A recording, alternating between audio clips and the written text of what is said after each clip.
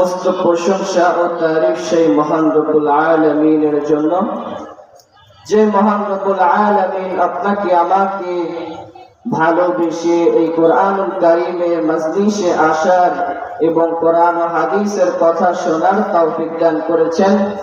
সেই মহান রব্বুল আলামিনের দরবারে সকলে লাখো কোটি শুকরিয়া জ্ঞাপন করি। সকলে বলে আলহামদুলিল্লাহ। আরো জোরে সোরে বলে আলহামদুলিল্লাহ। শতকোটি দরুদ সেই মহান বিশ্ব নবী জনাব মুহাম্মদুর রাসূলুল্লাহ। এক কথায় বলা যায়, যে নবীকে সৃষ্টি না করলে আমার আপনার কোনো অস্তিত্বই থাকতো না। সেই মহান রবের নামে সকলে দরুদ পেশ করি। সকলে বলে সাল্লাল্লাহু আলাইহি ওয়াসাল্লাম। সম্মানিত উপস্থিতি, আল্লাহ রাব্বুল আলামিনের কোরআনুল কারীমের মধ্যে অগণিত সূরার মধ্যে অগণিত আয়াতের মধ্যে আমি দুইটা মাত্র আয়াত পেশ করছি। সূরাতুল বাকারার 31 নম্বর আয়াত, সূরাত আলী ইমরানের 31 নম্বর আয়াতের মধ্যে আল্লাহ রাব্বুল আলামিন বলেছেন, قل إن كنتم تحبون الله فاتبعوني يحببكم الله ويغفر لكم ذنوبكم। আমার আল্লাহ রাব্বুল আলামিন বলেন, হে নবী আপনি বলে দিন, قل إن كنتم تحبون الله فاتبعوني। হে নবী আপনি বলে দিন, যে ব্যক্তি আল্লাহকে ভয় করার মতো ভয় করবে, تحبون الله فاتبعوني يحببكم الله ويغفر لكم ذنوبكم। যে আল্লাহ রাব্বুল আলামিনকে ভালোবাসবে সে যেন আমার অনুসরণ করে, আমার রাসূলের অনুসরণ করে। যে ব্যক্তি আল্লাহ রাব্বুল আলামিনকে ভালোবাসার জন্য নবীর হাদিস মানবে না, নবীর কোরআন মানবে না, নবী যে কথাগুলো বলেছেন সেই কথাগুলো মানবে না, তাহলে আল্লাহ রাব্বুল আলামিনের কাছে সে অতি প্রিয় বান্দা হতে পারবে না। বলেন ঠিক কিনা? তারপর আল্লাহ রাব্বুল আলামিন বলেন, فاتبعوني يحببكم الله ويغفر لكم ذنوبكم। ذنوبكم হলো বহুবচন আর যামবন হলো এক বচন।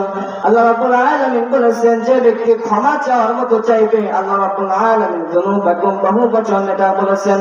আল্লাহ রাব্বুল আলামিন তার গুনাহ খাতা আল্লাহ রাব্বুল আলামিন মাফ করে দেন। বলেন সুবহানাল্লাহ। আল্লাহ রাব্বুল আলামিন বলেছেন, এই আয়াতের মধ্যে বলা যায় যে একটা শব্দ বোঝা যায়, এই শব্দটা হলো ভালোবাসা।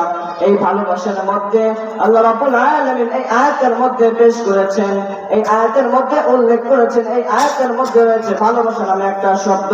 প্রত্যেকটা কাজের মধ্যে ভালোবাসা রয়েছে। তুমি এই কাজটি করবা যেন ভালো হয়, এই ভালোবাসার মধ্যে তুমি যেন মন খুশি করার জন্য এই কাজটি তুমি করতে পারো, এই মন খুশি করার জন্য তুমি এই আমলটা করতে পারো। তুমি যেমন আল্লাহকে রাজি খুশি করার জন্য কোরআনুল কারীমের পারাগুলো তেলাওয়াত করতেছো, নামাজ কালাম করতেছো, রোজা আমল করতেছো, জিকির তাসবিহ করতেছো, আল্লাহ রাব্বুল আলামিন কিন্তু তোমাকে কখনো ছোট চোখে দেখবে না, কখনো তোমাকে খারাপ চোখে দেখবে না, তোমাকে অবশ্যই ভালোবাসবেন। বলেন ঠিক কিনা? সেই মতো আল্লাহ রাব্বুল আলামিন আরেকটা আয়াত পেশ করছি আমি 21 নম্বর পারার 2 নম্বর পৃষ্ঠার 9 নম্বর লাইনের মধ্যে আল্লাহ রাব্বুল আলামিন বলেন, কুল্লু নাফসিন যায়িকাতুল মাউত। প্রত্যেক প্রাণীর মৃত্যু স্বাদ গ্রহণ করতে হবে, প্রত্যেক প্রাণীর মৃত্যু স্বাদ গ্রহণ করতে হবে। আল্লাহ রাব্বুল আলামিন বলেন, এই দুনিয়াতে আমি তোমাকে এমনি এমনি পাঠাই নাই, তোমাকে আমি এই পৃথিবীতে এমনি এমনি পাঠাই নাই, তোমাকে পাঠাইছি একটা পরীক্ষার মাধ্যমে, ইমতিহানের মাধ্যমে। তোমাকে এই পরীক্ষার মধ্যে যে ব্যক্তি পাস করতে পারবে আল্লাহ রাব্বুল আলামিন কিন্তু তাকে জান্নাতের মধ্যে দেবেন। আর যে ব্যক্তি এই দুনিয়াতে আসবে, দুনিয়াতে আসার পরে কোন আল্লাহ রাব্বুল আলামিনের কোন আমল মানবে না, কোন নামাজ কালাম করবে না, আল্লাহর সাথে বিরোধিতা করবে, আল্লাহ রাব্বুল আলামিন কি তাকে কখনো ছেড়ে কথা বলবে না। সে কিয়ামতের দিন আপনার থেকে এই সময়টা আপনার থেকে হিসাব না হবে।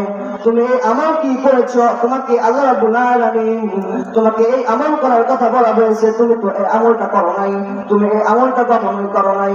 কিয়ামতের দিন তোমাকে হিসাব দিয়ে তোমাকে জান্নাতের মধ্যে যাইতে হবে। কিন্তু এখানে বলা হয়েছে তুমি এই আমলটা করো নাই কেন, তুমি এই যৌবন কালটা করো নাই কেন, এই যৌবন কালটা তুমি কি কারণে পাঠাইছো, তুমি এই সময়টা তুমি কোন কাজের মাধ্যমে পাঠাইছো, এই কাজের মাধ্যমে তুমি কি আমলটা করেছো। তুমি এই বিভিন্ন কাজের মধ্যে থাকবা, এই কাজের মধ্যে আল্লাহ রাব্বুল আলামিনকে স্মরণ করতে হবে। তোমাকে এই জন্য দুনিয়াতে পাঠাইছে, তোমাকে এই দুনিয়াতে পাঠাইছে একমাত্র আল্লাহ রাব্বুল আলামিন সামান্য কিছু সময়ের জন্য। এই সামান্য সময়ের মধ্যে যদি সে আমলটুকু করতে না পারো, সেক্ষেত্রে আল্লাহ রাব্বুল আলামিন কিন্তু তোমাকে কখনো ছাড়বে না। আল্লাহ রাব্বুল আলামিন তোমাকে সেই জাহান্নামের নিক্ষেপ স্তরে ফেলাই দিবে। বলেন ঠিক কিনা?